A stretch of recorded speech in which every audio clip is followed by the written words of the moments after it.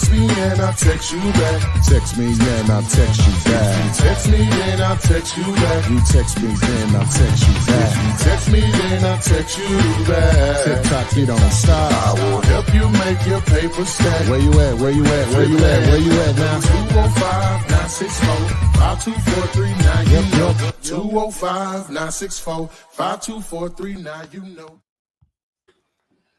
Good afternoon and welcome to May 25th. We're here to talk about real estate investing. It's Wednesday, so you know what that means. It's Kelly Wednesdays, and she's here to share her knowledge as an investor and as a real estate broker. How's it going, Kelly? It's going great. We've been having a really productive week. So it's been awesome. How about you? It's great. Kelly is having a little internet issue, but we can hear her. She's frozen, so I guess that'll work for now. All right. So if you want to join us on the live stream, you can text the word Gator to the number here, and we'll add you on. You can basically have your own personal seminar, get multiple questions answered. So follow the instructions on the return text while we're waiting for questions to load. Today's topic, can you wholesale in your city or town? Let me see. Is your city or town too small to wholesale real estate? I think that's it. Let me look. Let me make sure. Yeah, that's it. Oh, can a city or town be too small to wholesale real estate? That's the name. That's the title. All right. Before you go on, somebody on YouTube is rude. Okay, somebody they don't like her hairstyle. Now ain't nobody said nothing about that. Really? I love it though. So I think that's all that really matters. Yeah. Now why we gonna do that? And that's why I'm gonna put you in timeout. Thank you. I love it. All right. So if you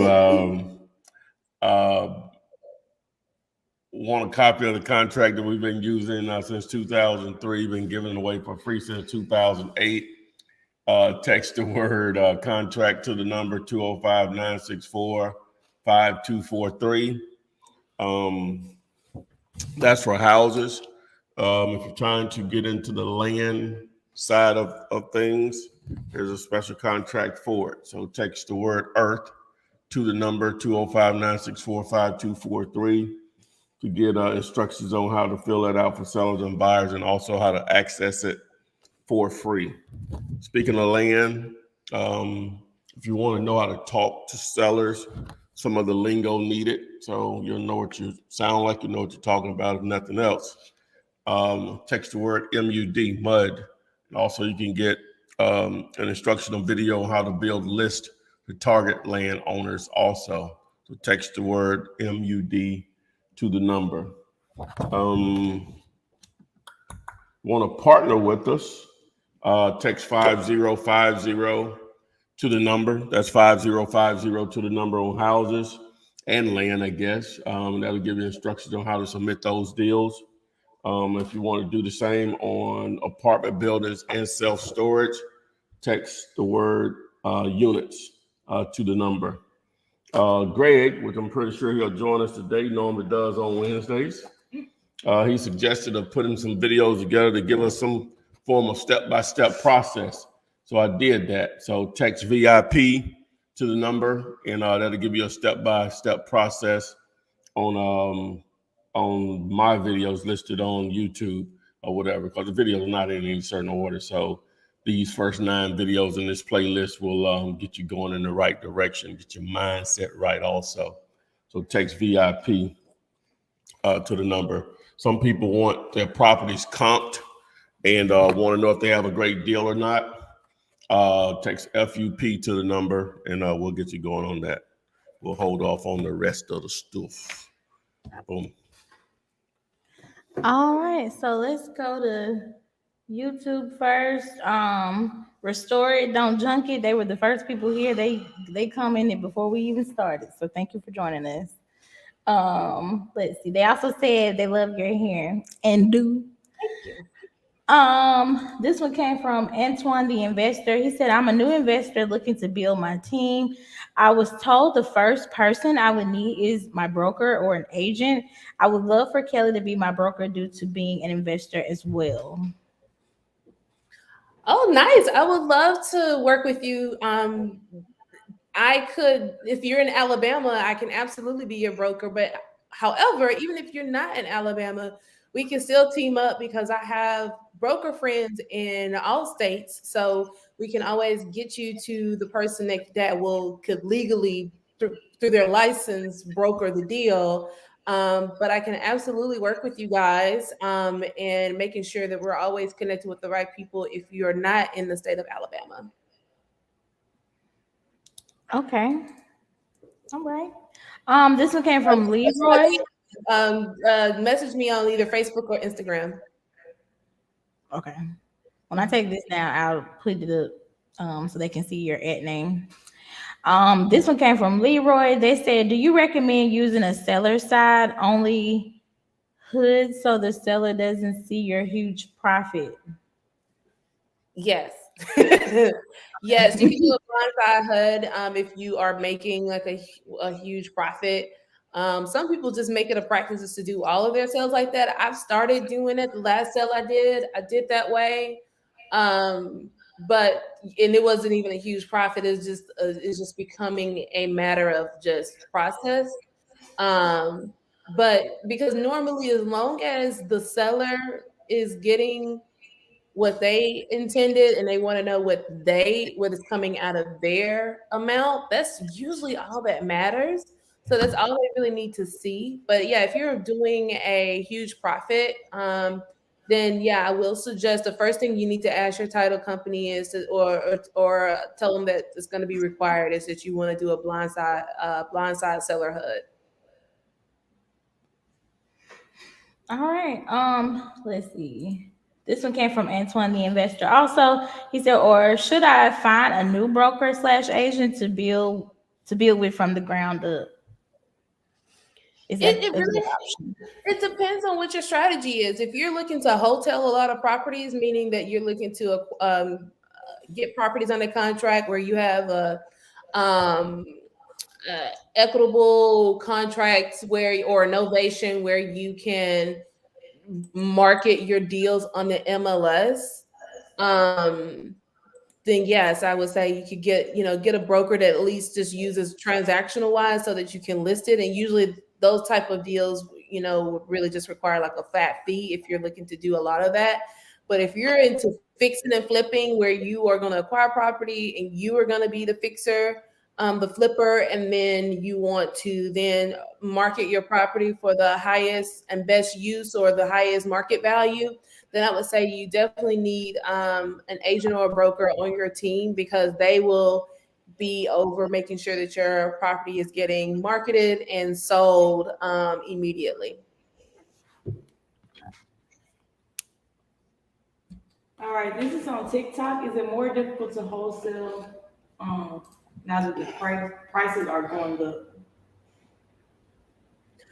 No, that's wholesaling is one of those strategies that you can use in any market, literally. Like I actually, when I first came to Thai, it was in the middle of a recession in 2009, in the summer of 2009. And so that was like the best time, but it's always a great time to wholesale properties. I had to have a conversation with someone the other day about market value though. Like, so your ARVs have to be on point. Like you can't use comps from 7 months ago because the market has changed a lot in the last 7 months. So, still keep it in the 90-day range when you're doing your comps, when you pull in specific comps. I would say stay in the 90-day range. Don't go and use old comps just because they sold at higher prices.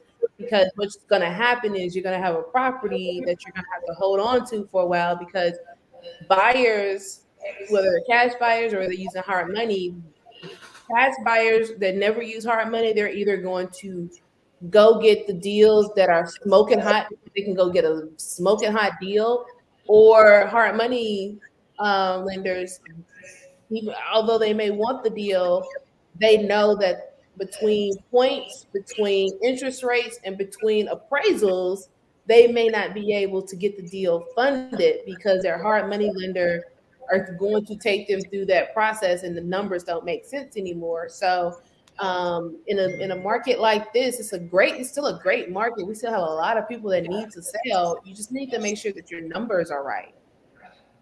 What do you say, Ty? And I can't see you. I think my screen on your side is frozen, so I'm assuming that you're in the chair right now. Oh yeah, I'm here. What was the question? Is wholesaling in this market is still a good time to wholesale houses? Like, is still a good time to wholesale houses? Yeah. As long as houses are not free, it's going to be opportunities. People going to move in some form or fashion, either to a place that they're going to rent or a place that they're going to buy. In most cases, money is going to have to be involved. So there's going to be either a landlord on the side of a property or a seller. And so that creates activity. So as long as the activity exists, there's going to be opportunities to exist, because as us as real estate investors / wholesalers, the name of the game is great deals. Great deals normally come from some form of motivation from someone to sell a piece of real estate cheap enough that it makes sense for you to be able to do what you're going to do, whether you're wholesaler, to keep it or whatever. So, life creates motivated sellers. It's not always a distressed situation that someone will sell a piece of real estate. It just, hey, I don't want it anymore. It's more of a headache to me. I don't really need the money. So, and I want to get rid of it fast. I don't want to go through a real estate agent, blah, blah, blah. So you got to put a get rid of it fast price on it or whatever. So it just goes on and on why people sell a piece of real estate cheap. And so your job is to make sure you're getting in front of enough people that own real estate and let the numbers take over from there. So. I love that. I've never heard that before. I love that when you say, as long as it's not free, I'm gonna start using that. I say that every day. I think as long as real estate is not free, there's gonna be opportunities. Now they make it free, we got some problems. And it's gonna do something else. All right, this is on TikTok. How do I start? I'll let you take that. Yeah, technically you have started, right? You're here. Welcome to Bizarro World. I'm your host. All right, but anyway, text VIP to the number here. This is a set of videos, a playlist that's going to a YouTube playlist that's going to give you a really good insight on what you're getting into and where the opportunity is. So do that. You don't have to do it now. Do it whenever we finish. Text VIP. The first 9 videos, it's somewhat of a step-by-step process as much as possible, at least the videos that I pull. I try to pull more recent videos, and I think it really explains what you're getting into. Let's just do this, and I'll tell you what the playlist is. Go to the next question. I'll pull it up in a second. Okay. Or let Kelly expound on that. On what list was it?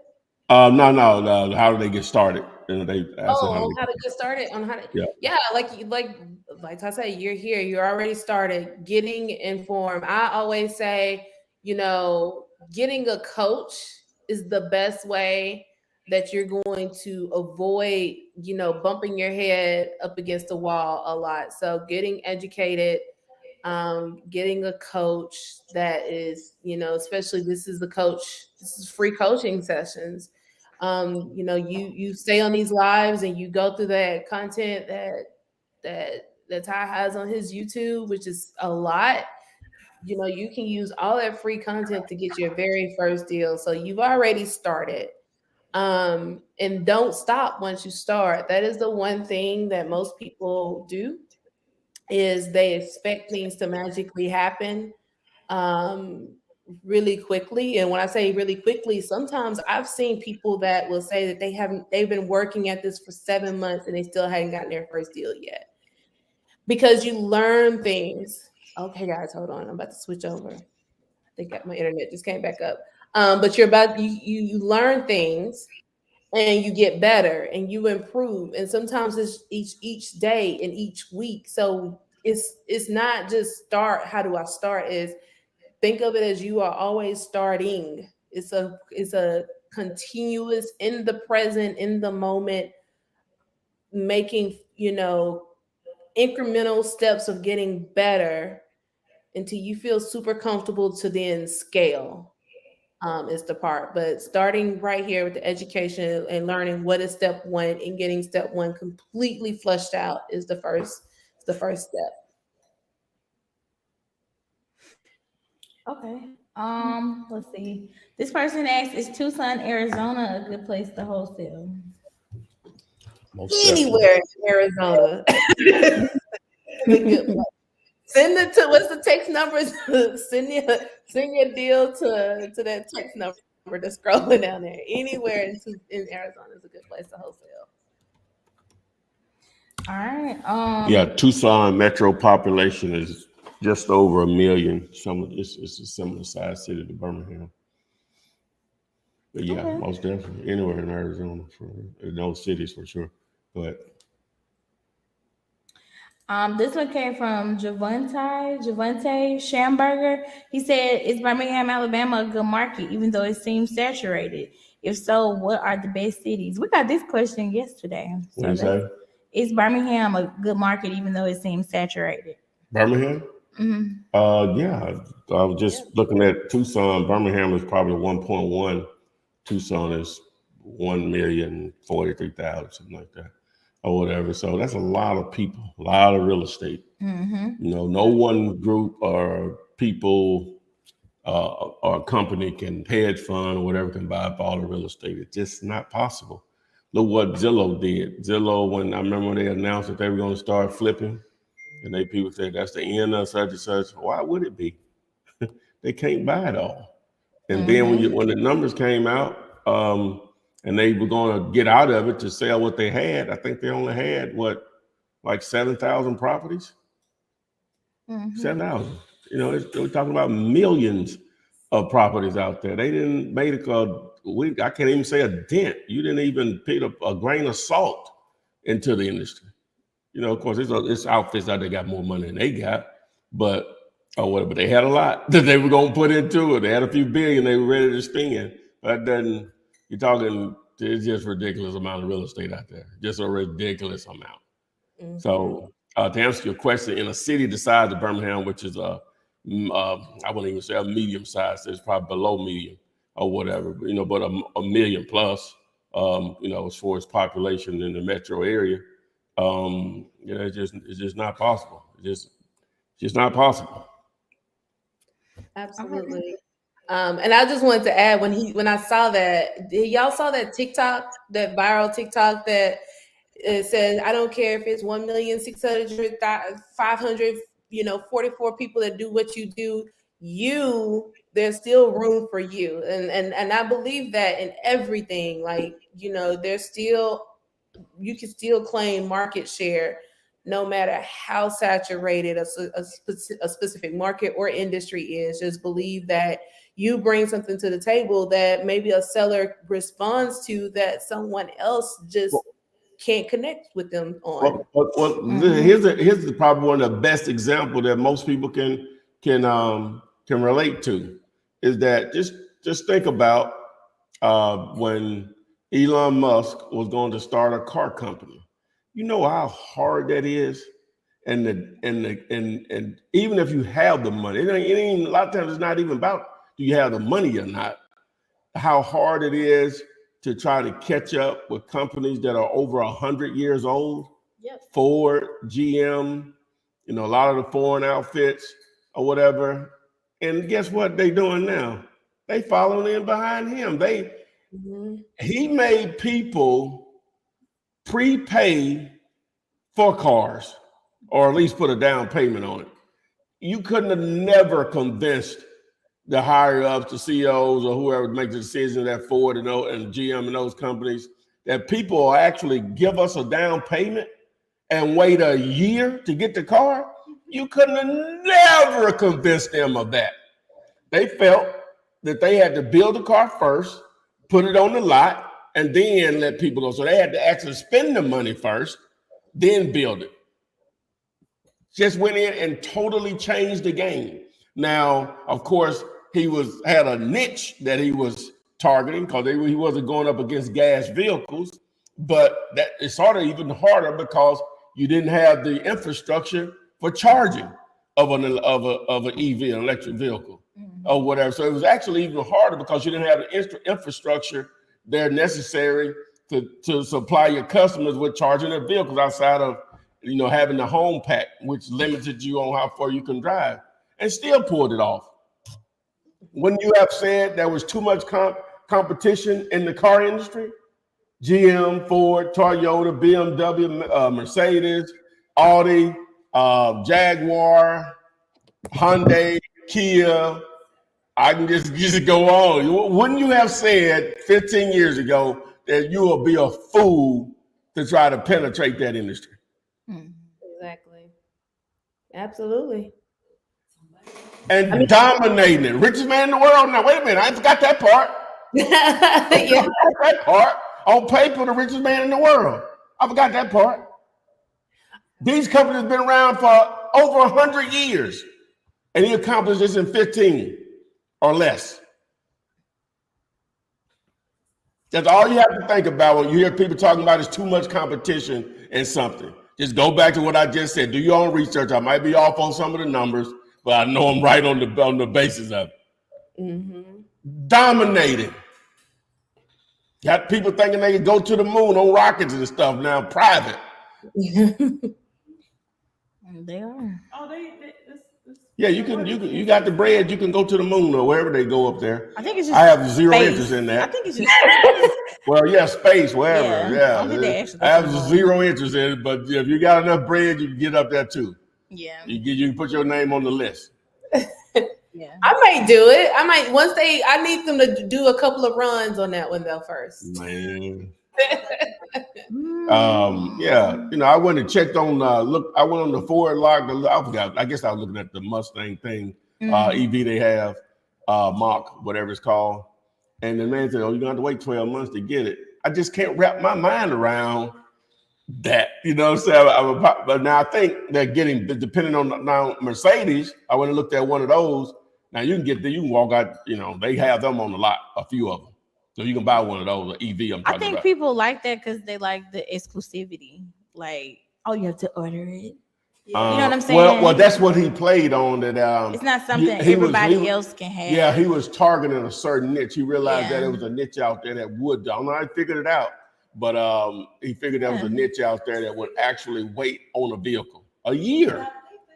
Yeah, I mean, it's just like how you say everyone won't with some will, not a lot. Oh yeah, some will. Most won't, but enough will. That's all you need. Find your target audience. Is just enough will. That's the name of the game, baby. Find your target audience. That's it.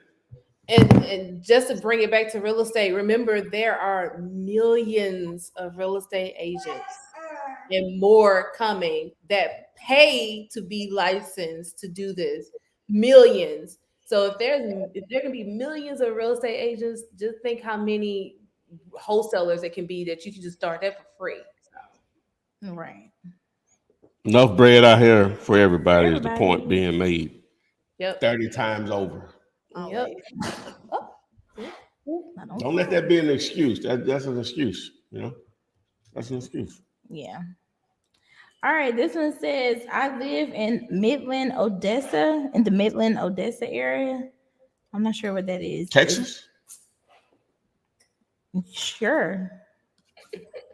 Is that a good place for wholesaling? Tell us what Midland, the Odessa area? population is.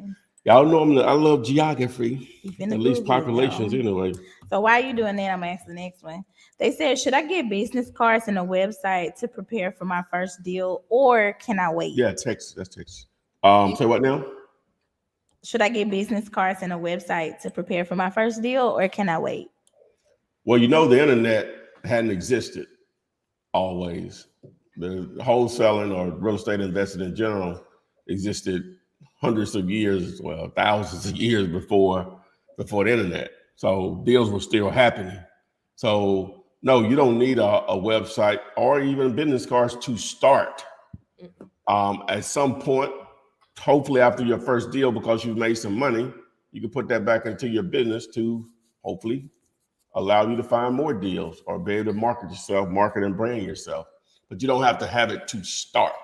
If you don't have it in your budget to do the marketing that's necessary, along with establishing the business cards, website, or whatever, then you're going to choose the marketing, in my opinion, over those items or whatever. So your thoughts, Kels? Yeah, I always, even with agents that ask about should they start their own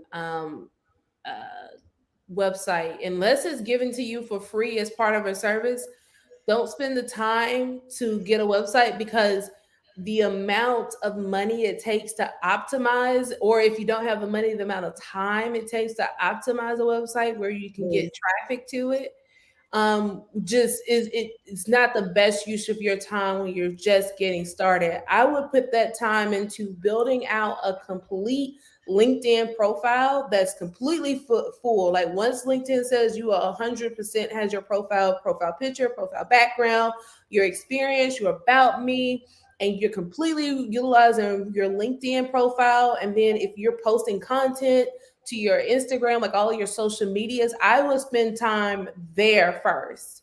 Build up your audience on your social media platforms, on your LinkedIn platforms. If you have bigger pockets or connected investors or any of those other type of social media platforms where you can connect with other people that are doing what you're doing, spend time building those profiles completely out, making those connections, before you spend time and money on business cards and websites. Those are all free, and people can find you almost faster than through your website.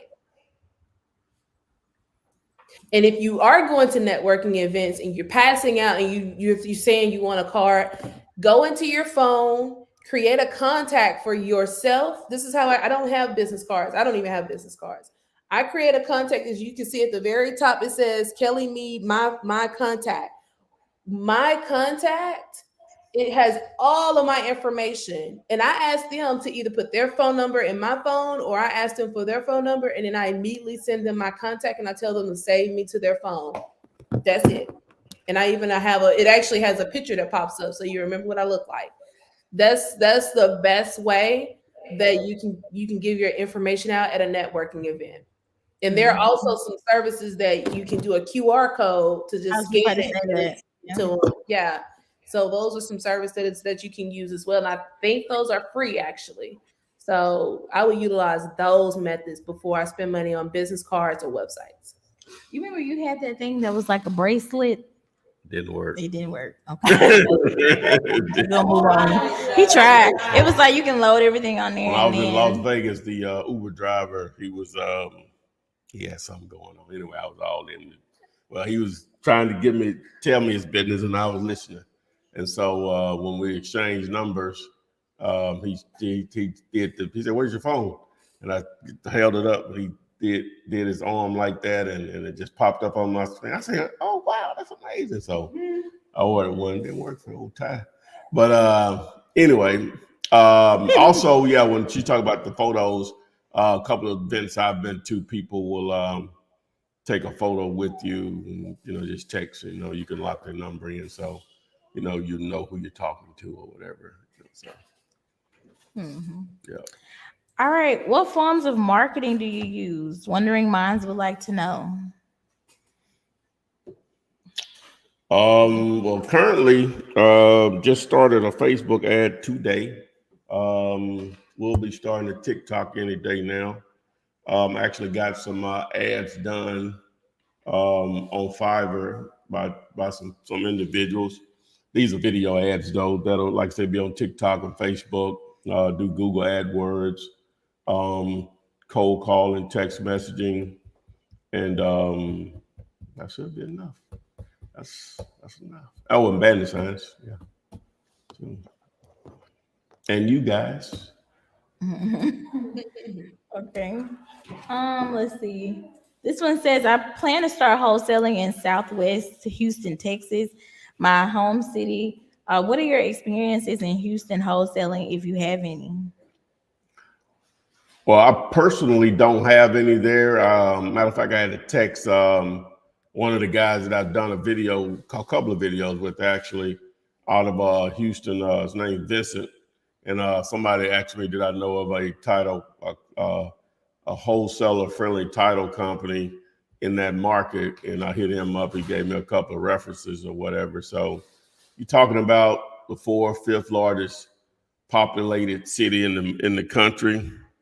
There's really nothing to even think about. It's just endless supply of deals there. You literally never have to go outside of that market and eat very, very, very well. Yeah. I have a few friends. One of my friends, y'all should go follow him. His name is Austin. It's ASTEN CEO. He does wholesaling. He's been doing that for a while, and he has the craziest stories about wholesaling in Houston, but he does well in Houston, so he would have a lot of information. But there's stories about him literally having to go into an alcoholic's house while she was naked to get her to sign the contract. Ooh. So the stories. I'm sure there are plenty in Houston. I'm weak. H-Town. All right. This one says, is a HUD the same as a contract? A HUD? HUD, and it's HUD. When they're saying that, is HUD, HUD. That is not the same as a contract. It is so it's basically, think of it as a receipt or an invoice. It's the equivalent of the real estate transactions invoice. It basically outlines everything, any credits or debits that are coming out of that transaction. So whether it is going to say what the house is selling for, and then if there's any taxes, if there's any other expenses that need to come out based on the contract, it's all itemized by the line item. You're going to see what the title company is charging you for title searches and for admin fees and for doc fees. And, like I said, all of it's going to be itemized on that. And you should receive and they also could call it, and it's going to be called a settlement statement. You should get it at least 2 days, really 3 days, but sometimes in our world, sometimes it's 24 hours before closing, and you want to review that because you want to review that everything is correct and that assignment fees are getting dispersed properly to each LLC or your person. But it's called a HUD, HUD. It's not the same as a contract. They use the contract in order to create the HUD. Okay. This one came from TikTok. Let me take that down. This one came from TikTok. They said, do wholesalers need a broker, realtor, or an LLC? Does wholesaling need it? Yeah. No, you can just be Kelly Mead and wholesale a property, without a license, without an LLC. Well, I didn't mean use my identity. Back up. No, you can be yourself, just you, and wholesale your very first property without any type of LLCs, working with a realtor. You can literally just walk up to someone's house and knock on their door and tell them that I buy property. And please let me know if you're interested in selling your property. I say door knocking because that's how they used to do it. I mean, it still is effective in some areas, but that's just how easy it can be without any money. Okay. All right. This one also came from TikTok. They said, I'm moving to Chicago, to the Chicagoland area, and I have to get a real estate license in order to wholesale. Yes. You have to. Let's see. Someone else on TikTok said, how long does it take for a new person to get a sale and get paid through your program? Can I go back to that other question? Yeah.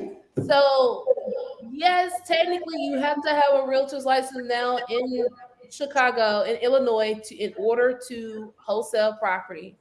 However, if you didn't want to get your license, which I would suggest just getting them, you should link up with a broker that holds or works with wholesalers that holds a wholesaler broker license, and team up with them and form some type of marketing agreement where you bring them deals and you get paid for performance basically, and they pay you as a marketing essentially.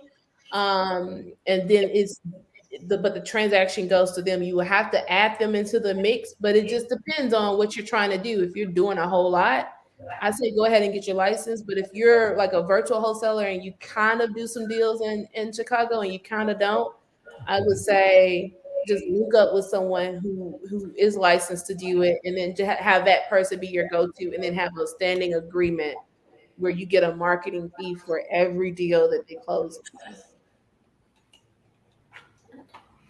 Okay. Let's see. This one says, after successfully comping a property. I think you skipped one. You had one right.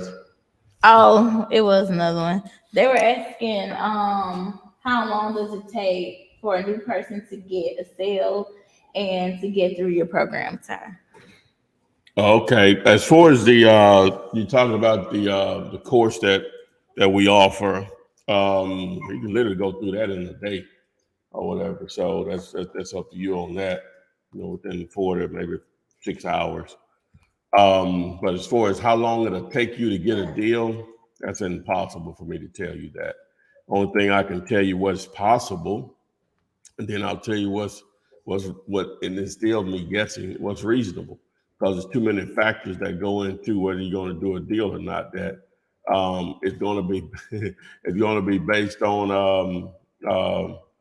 how fast you start generating leads and how many leads are you generating. Right now, you can get fortunate, as I was, which is not the norm. And your very first deals, very first 2 calls are deals. One of them blew up in my face, but the other one did close. So, but as far as how long it's going to take, it's going to depend on how fast you get started. Now, the clock doesn't start until you actually do something to generate leads. Now, you're educating yourself. The clock is not started. Once you actually start to target property owners, people that own real estate, that's when your official clock starts. So I didn't say a time frame. So I've seen people do a first deal in as little as 2 weeks. I had 2 ladies here locally, but what the thing was though, that I trained them 2 houses actually, across the street from one of the ladies. She knew the owner. We called him. He wanted to sell at a price that made sense. We closed it in 2 weeks. That's not normal. 30 days is not normal, but possible.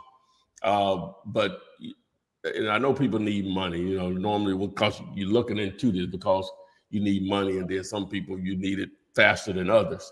So I get that. But you gotta, I don't know what it's going to take, but you gotta look at it as a long-term solution to your financial future.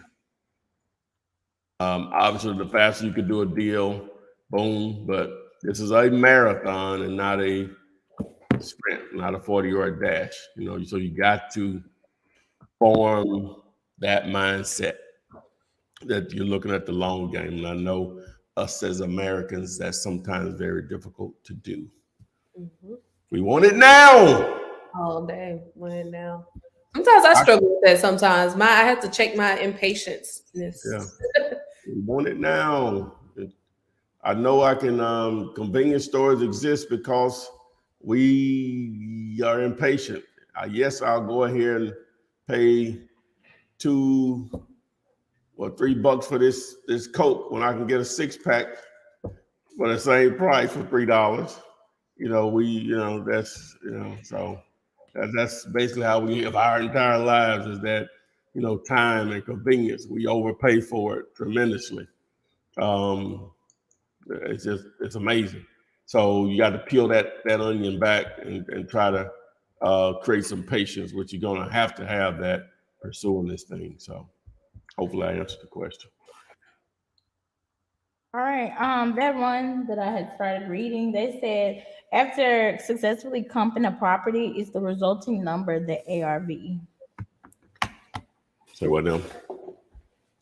Say it again. After successfully comping properties, the resulting number the ARV. Yeah.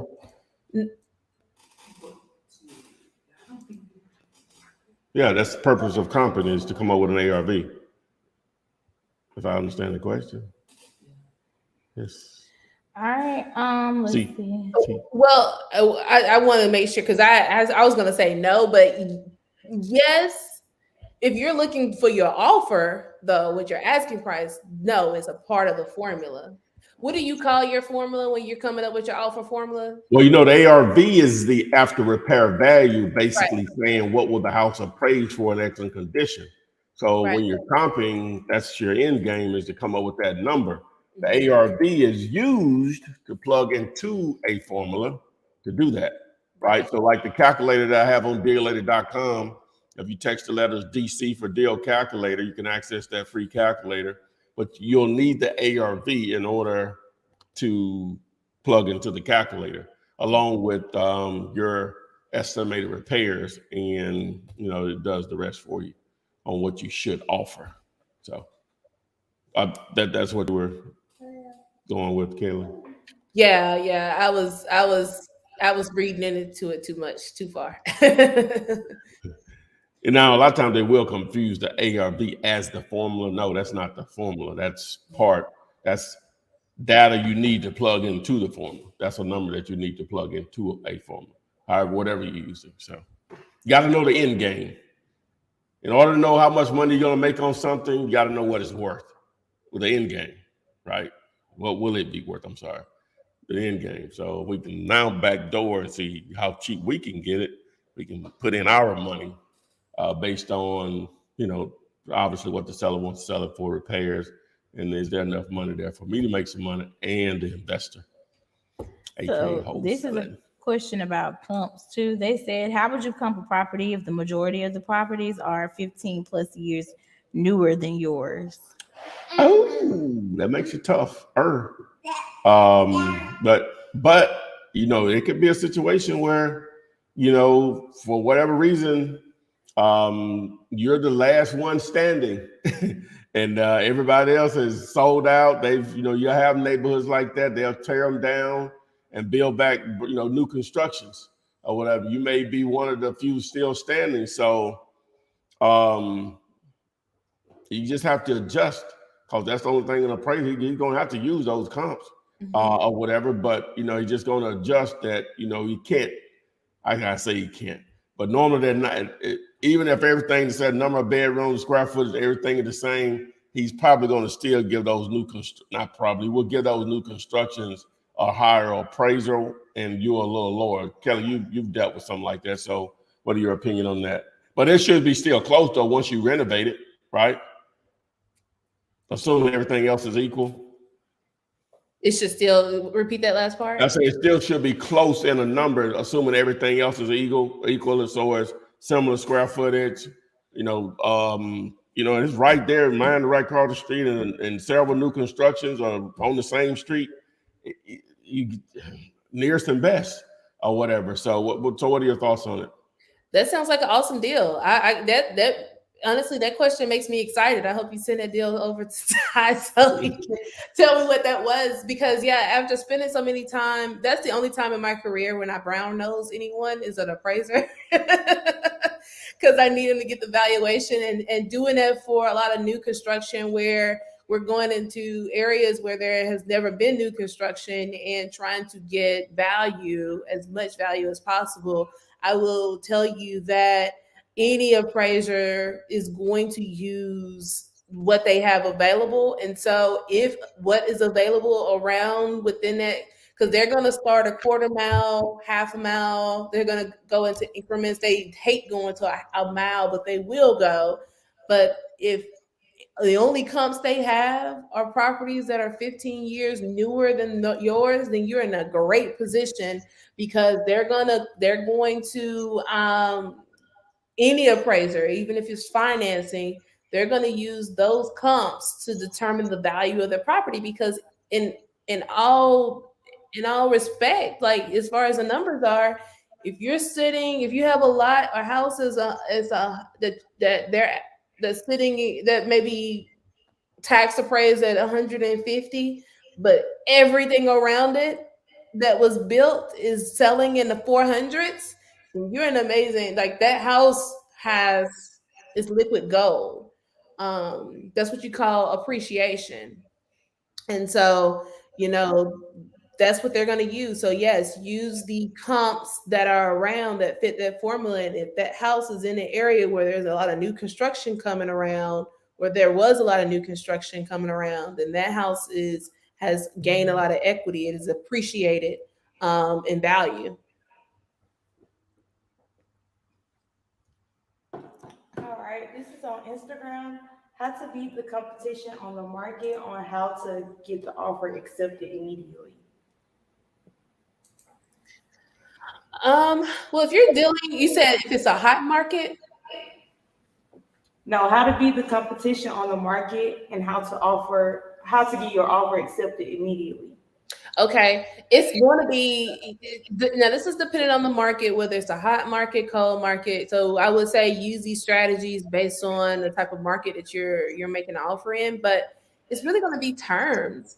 If you're able to provide proof of funds, if you're paying all of the seller closing costs, if you're putting down, you know, $5,000 in earnest money, and you can close in 10 days.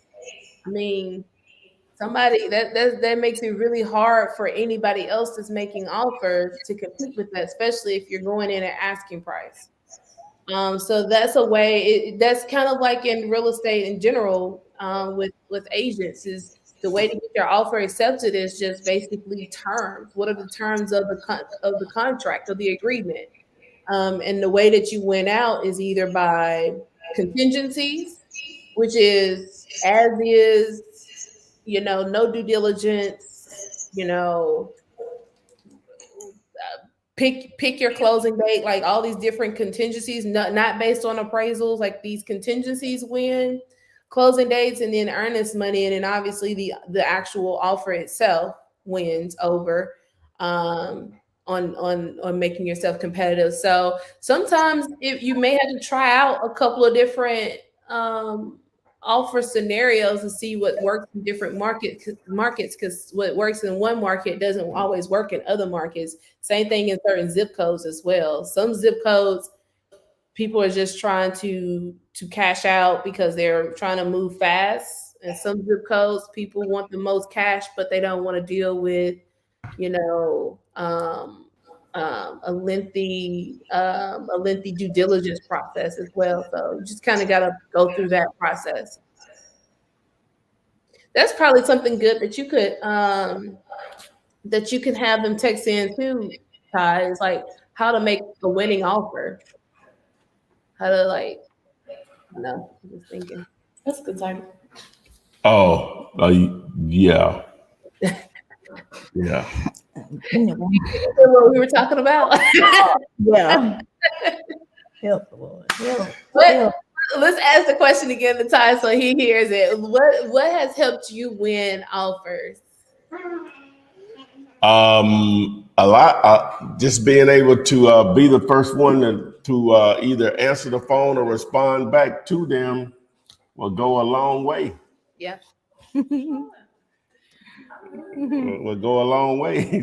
just being the first to talk to them goes a long way.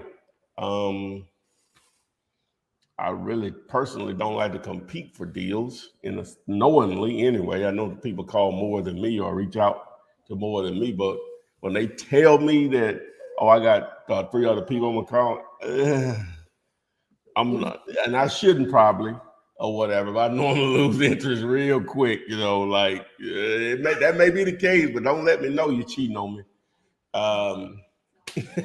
You know what I'm saying? So, but anyway, that I wouldn't advise you to do the same one. I'm just telling you, I'll somewhat start to form an opinion that, hey, I'm going to be wasting my time because they're trying to get the best price out there. And what I will say to them, I say, well, hey, when you talk to all of them, and just follow back up with me, and let me see what I can do. I will say that or whatever. But now let me say this. Let me back up. It depends on the situation, because I had one guy. Well, it depends on the situation. If they're ready to sign with me based on what I negotiate with them, that's different than them saying they're not going to do anything until they talk to these other 3 people. That's different. You know what I'm saying? Now, you still can say, well, what price will work for you that we can agree on a deal today? That's different. Now, again, if they come back again and say, well, no, I'm gonna wait until I talk to these other people or whatever, then okay, well, just hit me back if it doesn't work out. So, whatever. But you still should follow up.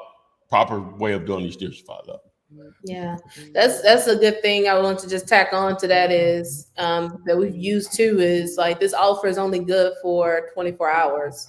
Success loves speed. Time is of the essence. So giving them that sense of urgency to make a decision as well will help them decide. Like if I hold off and wait, I may lose this buyer, because a lot of us use the hey, I'm looking at 10 different offers right now. I'm gonna buy one this week, and if I can't buy yours, I have to wait again until I have funds available to buy it, and I don't know when that would be, kind of deal.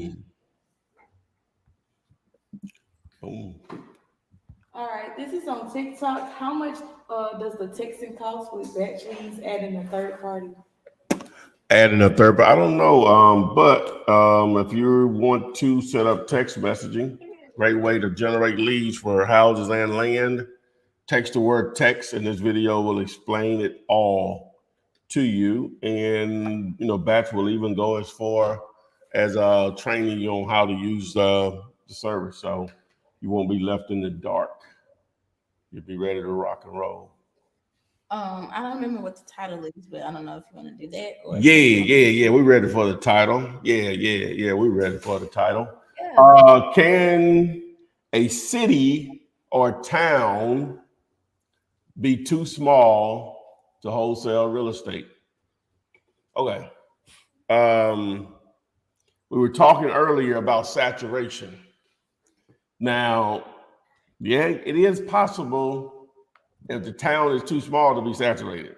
I should have added that in, because there's only going to be a limited number of deals. I was talking in terms of some of these major markets, a decent sized market, like 500,000, a metro area of 500,000. It's just hard to saturate a market even of that size or whatever. So, but when you start getting into towns where the population is 30 or 40,000, sometimes 5,000 or less, or under 10,000, it's not going to be a lot of deals in those markets, period.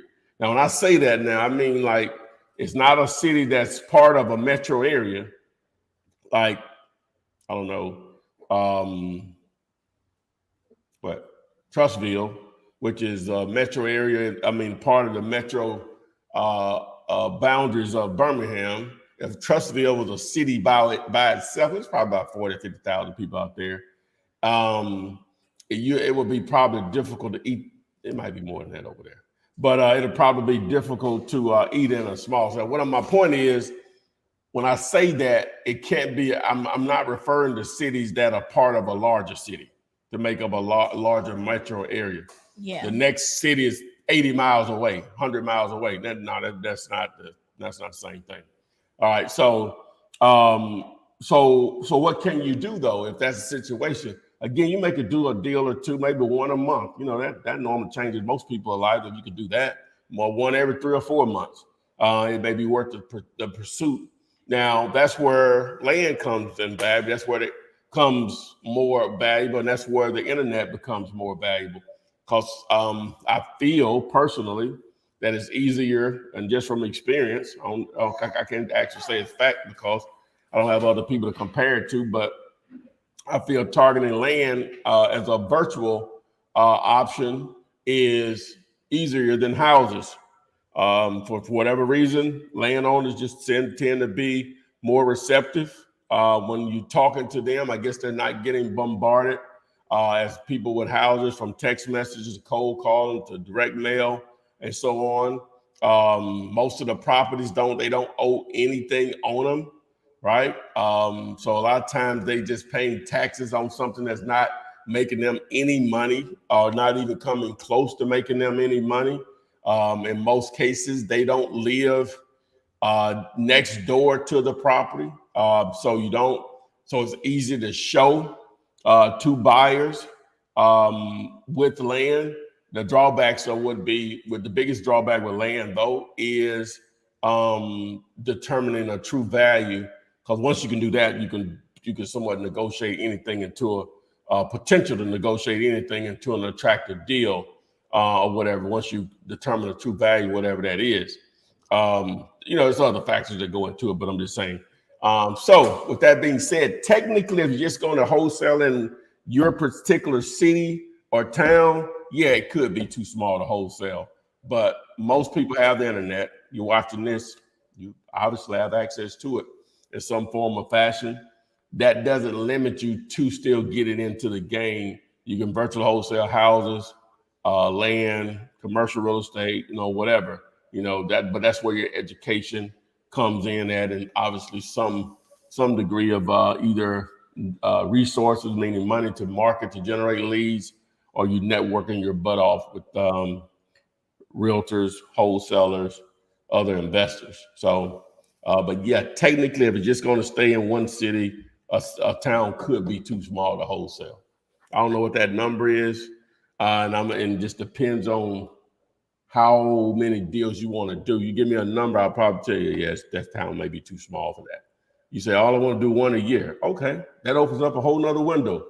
But you say you want to do one a month, that's 12 a year. Some towns are too small for that, right? You say you want to do one every 3 or 4 months, 2 or 3 a year. That opens up another window that a lot of towns could fit or whatever. So. Your thoughts, Kelly? Yeah, I would like to do the math on it, just so people can kind of understand. When we say small, I'd say like a town of like 100,000 people. Would you agree like that's pretty small, or would you say smaller? Smaller. That's small, but smaller, because that would be basically Tuscaloosa, right? 100,000 people. You could actually. I don't know if you can get rich.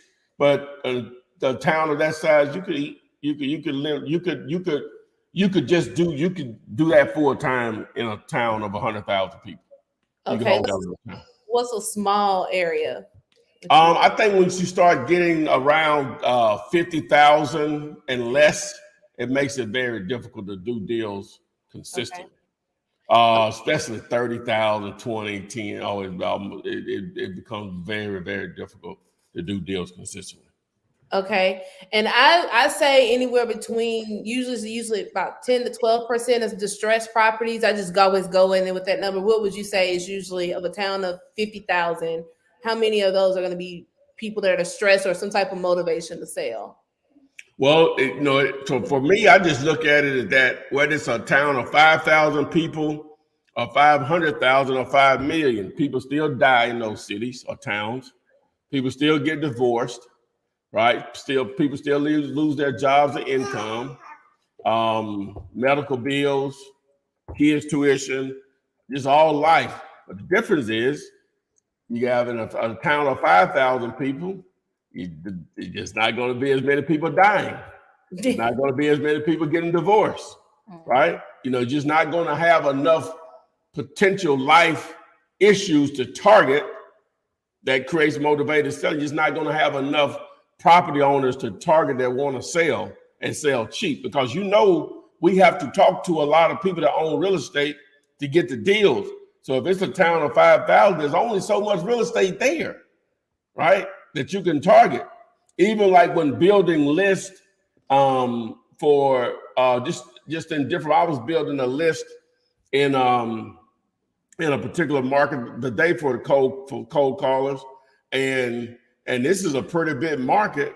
And once I put in certain filters like out of town owners, that broke that list down to under 3,000, and this is a market of probably 4 or 5 million people or whatever. So it takes. I'm just using that as a source, building lists, and you can always have a more broader shotgun approach, but I was trying to niche and hone in a little bit more or whatever. But so you got to have enough people to even target.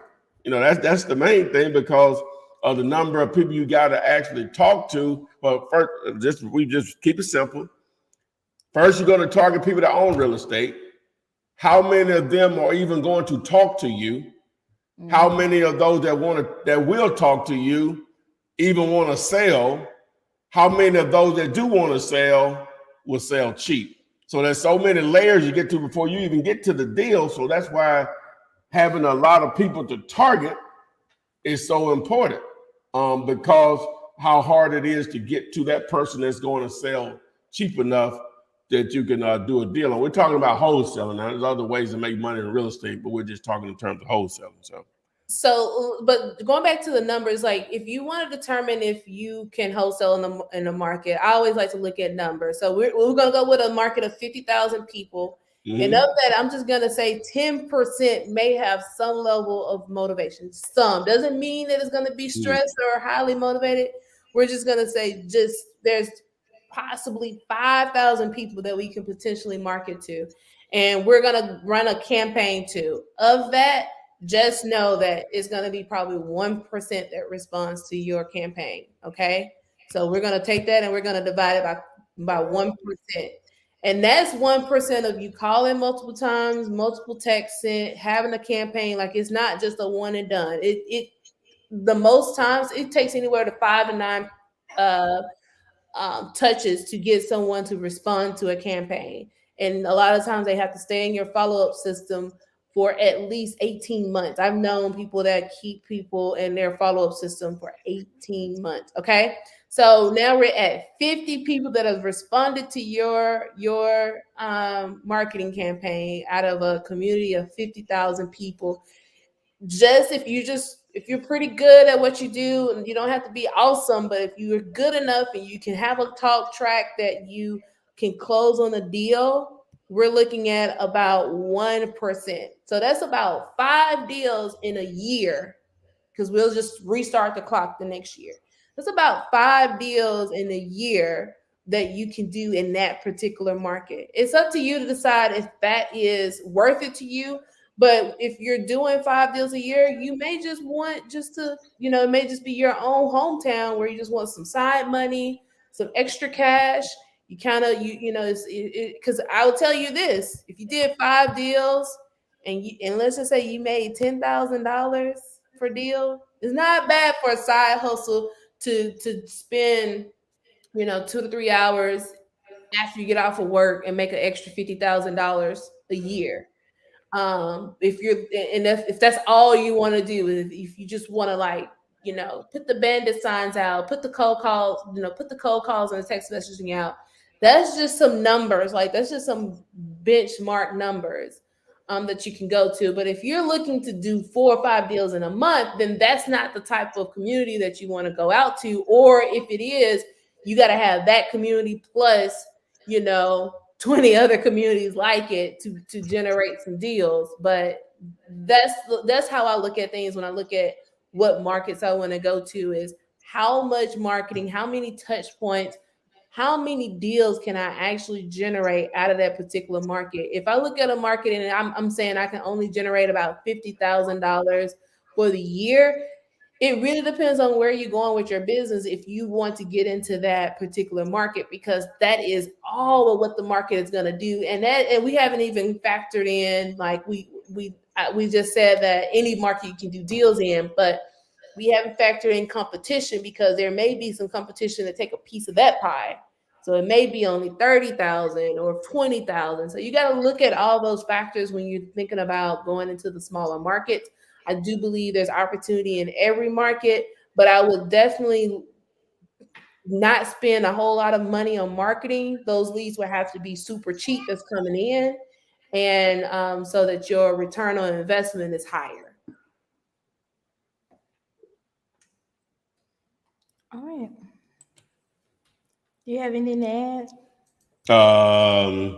No. It's at the end of the day, it's a numbers game, like she's saying. All right. I guess. Do you want to do a few more or? No. We button up against the 5 o'clock window when they start over there. So, Okay. if Kelly can just let them know how they can reach her. Yeah, I am at Kel's always on Instagram. So reach out to me especially if you're looking for realtors. Like I said, I can't be everybody's realtors because I'm only licensed in the state of Alabama. But if you're looking to partner up with a realtor, I will, can put you in touch with some people that can help you. Yeah, reach out to me on Instagram and YouTube. Boom. So, guys, we got it in. If you didn't get your question answered, post them in the comment section of any video. We answer those on a daily basis. This does go into replay mode on all platforms. And tomorrow's Flipping Arc 223. So we'll be around 8-ish Eastern time tomorrow evening. So appreciate Kelly joining us today, sharing her knowledge. And as always, like to say, guys, we'll see you on the flip side. Bye. Text me and I'll text you back. Text me, then I'll text you back. Text me, then I'll text you back. You text me, then I'll text you back. Text me, then I'll text you back. TikTok, you don't stop. I will help you make your paper stack. Where you at? Where you at? Where you at? Where you at now? 205-964-5243. Now you know 205.